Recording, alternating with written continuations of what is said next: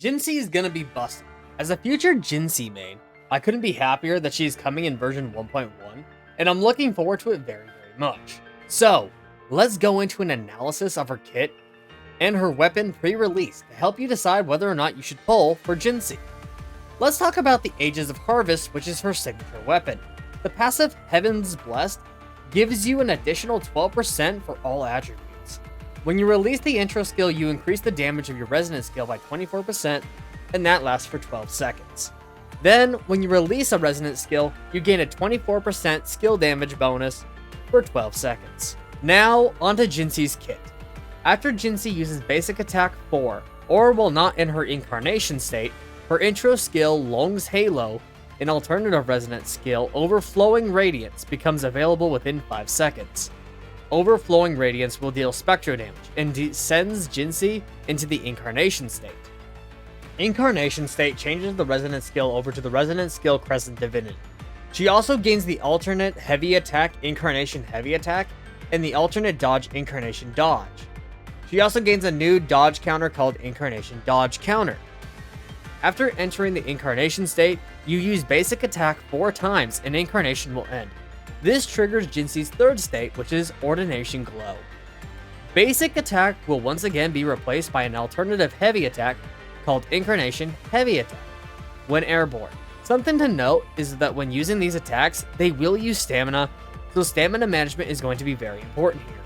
The resonance skill will be replaced by resonance skill Illuminous Epiphany. Then this sends out a solar flare that detonates as Stella Glamour that deals spectral damage after a short delay. When JINHSI has Incandescence, which we'll talk about a little bit later, she'll consume up to 50 Incandescence, and each point will grant an additional damage multiplier percentage to Stella Glamour. When casting resonant skill Illuminous Epiphany, JINHSI gains Unison, which is used to trigger JINHSI's outro and the incoming character's intro skill. This will take priority over using Concerto energy and can be triggered once every 25 seconds. Now onto the Incandescence part of this. When JINHSI is on the team, all characters on the said team gain Errors in Unity. When characters with Errors in Unity deal damage with an attribute, JINHSI gains 1 Incandescence. Damage of the same attribute can then provide up to 1 Incandescence for every 3 seconds.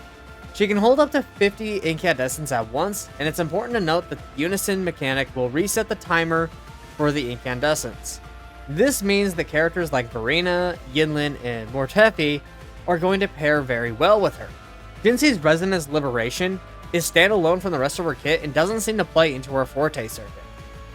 Finally, her signature Echo, Jue, will grant a buff called Blessing of Time, which lasts for 15 seconds. This gives 16% extra resonance skill damage, and enemies will also receive 16% spectral damage every 1 second for the duration of the buff.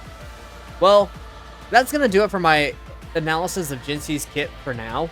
It's important to note that this is still pre-release information and is subject to change upon 1.1. I will be making a full guide on JINHSI after she releases, so please look forward to that. If you liked the video, please consider dropping a like and hitting that subscribe button as it really helps me out. I also usually stream live over at twitch.tv/MimicSouls, so please be sure to follow me over there. Also, consider leaving a comment about your thoughts and tell me whether or not you're pulling JINHSI. With that, everyone, have a wonderful rest of your day, and I'll catch you on the next video. Take care.